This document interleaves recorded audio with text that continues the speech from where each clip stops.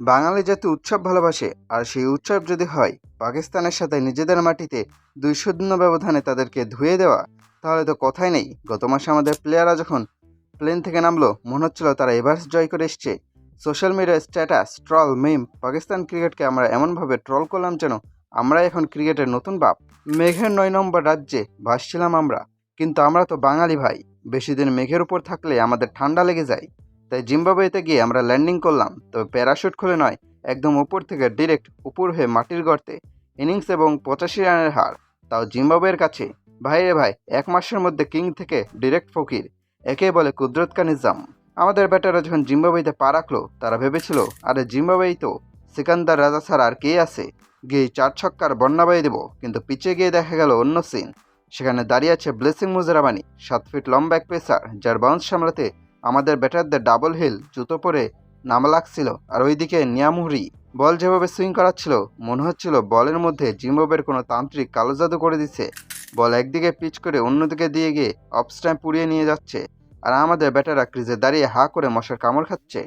আর Brad Evans ব্যাটা এমন line লেন্থে বল করলো যে আমাদের ব্যাটারদের ডিফেন্স করার জায়গাটুকুও দিল না। জিম্বাবুয়ের পেসারদের বাউন্স দেখে মনে হচ্ছিল তারা ক্রিকেটে বল ছুটছে না, আমাদের ব্যাটারদের দিকে ইট পাটকেল মারছে। ইতিহাস সাক্ষী আছে, বাংলাদেশ দল যখনই খুব বড় কোনো জয় পায় তখনই তারা পরের সিরিজে এমন কিছু করে যাতে আগের জয়টাকেও মানুষ ভুলে যায়। পাকিস্তান বধের পর আমাদের অহংকার ডানা মেলেছিল। আমরা ভাবছিলাম ভারত অস্ট্রেলিয়া আবার কারা, আমরা তো পাকিস্তানকেই হারিয়ে আসছি। কিন্তু জিম্বাবুয়ে আমাদের মনে করিয়ে দিল, বাবাজিরা মাটিতে নেমে এসো। মাত্র 30 দিনের ব্যবধানে বাংলাদেশ দল দেখালো মুদ্রার 2 পিঠ কাকে বলে। এক পিঠে ছিল জুবিলিয়েশন বা চরম আনন্দ, আর অন্য পিঠে জিম্বাবুয়ের উপহার দিল হিউমিলিয়েশন বা চরম অপমান।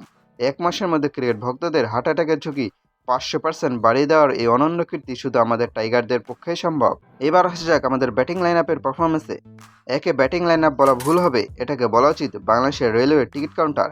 একজন টিকিট কাটছে, আরেকজন লাইনে দাঁড়িয়ে আছে। কেউ ক্রিজে বেশিক্ষণ টিকতে রাজি নয়, কারণ জিম্বাবুয়ের আবহাওয়া নাকি খুব সুন্দর। ড্রেসিং রুমে এসি চলছে, সেখানে বসে সিঙ্গারা খাওয়ার লোভ সামলানো কঠিন। আমাদের টপ অর্ডার থেকে শুরু করে লোয়ার অর্ডার সবাই যেন প্রতিজ্ঞা করে নামছিল, জিম্বাবুয়ের বোলারদের বেশি খাটুনি করতে দেওয়া যাবে না। তারা কষ্ট করে বল করবে, আর আমরা শুধু ব্যাটটা একটু বাড়িয়ে ক্যাচ দিয়ে চলে আসবো। একে বলে অতীত পরায়ণতা। জিম্বাবুয়ের আতিথেয়তার জবাব আমরা আমাদের উইকেট বিলিয়ে দিয়ে আসলাম। Thank you boys. এত উদার মনের মানুষ ক্রিকেট আর ডাবল পাওয়া যাবে না। যাই হোক, ইনিংস এবং 85 রানে এই মহাকাব্যিক হারের পর এখন বিসিবি হয়তো বলবে আসলে কন্ডিশনটা একটু অন্যরকম ছিল, পিচে বাউন্স বেশি ছিল, আর আমাদের প্লেয়াররা পাকিস্তান জয়ের পর একটু ক্লান্ত ছিল। বা চমৎকার উজ্জ্বল, পাকিস্তান জিতলে আমরা বাঘ, আর জিম্বাবুয়ের কাছে হারলে আমরা বিড়াল। প্রিয় বাংলাদেশ ক্রিকেট দল, আপনাদের এই কনসিস্টেন্সি বা ধারাবাহিকতার কোনো তুলনা হয় না। আপনারা আমাদের এই 1 সপ্তাহে চাঁদে নিয়ে যান, আর পরের সপ্তাহে ড্রেনে এনে চুবিয়ে দেন। পরের সিরিজের জন্য শুভকামনা রইল ভাইরা, তবে অনুরোধ, যাওয়ার আগে একটু বাউন্সি বলে প্র্যাকটিস করে নিন, নইলে জিম্বাবুয়ে তো দিল, অন্য দলগুলো তো একদম ধরে ধরে ধুয়ে দিবে।